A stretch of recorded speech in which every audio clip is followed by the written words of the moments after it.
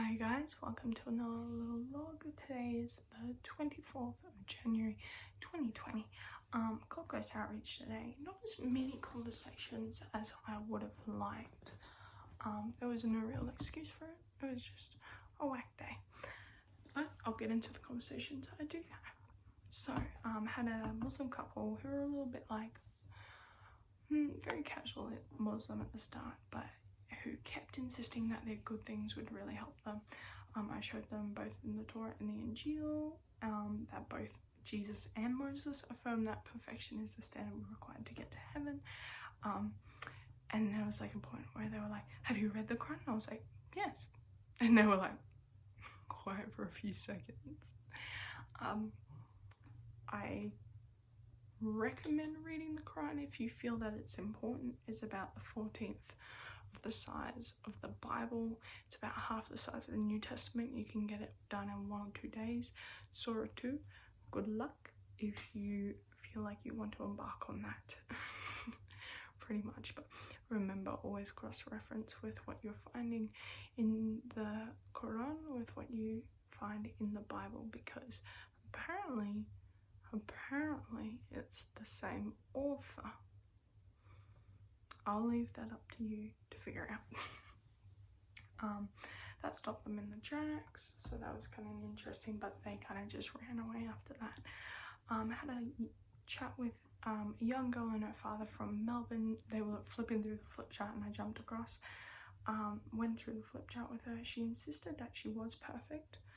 Had to kind of, it was interesting because it was almost a challenge in softly explaining the weight of her situation.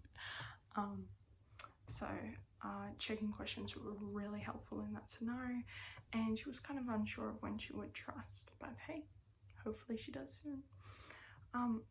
Kind of went to Maccas halfway through to go and pick up some dinner. Had a chat with some guys at Maccas. Full gospel, start to finish. Said he was a Christian at the start, the guy I was chatting with, and that you've got to accept Jesus into your heart, and I kind of queried him on that. And then later he said you've also got to do good things to get to heaven.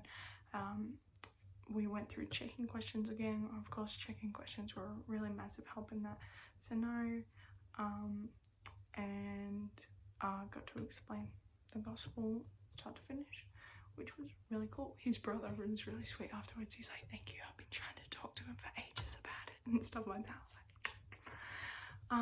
finally had a long chat with not really an atheist, just a guy that didn't believe in anything. And it's often quite hard because they'll make statements that appear to be the truth and they'll be like, but it could not be real at the same time.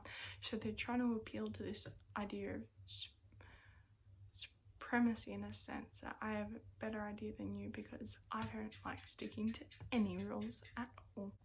Hey, back again. The ideas that they put forth, often you can poke holes in them. Usually you can be like, but you're doing this here and that won't work because of this, and that's contradicting with this idea and stuff like that. And eventually they'll run out of pseudo worldview ideas that they're clinging to, in a sense. Usually it collapses, quite interestingly, and usually they will try to skirt out of there as soon as they realize that, which he kind of did.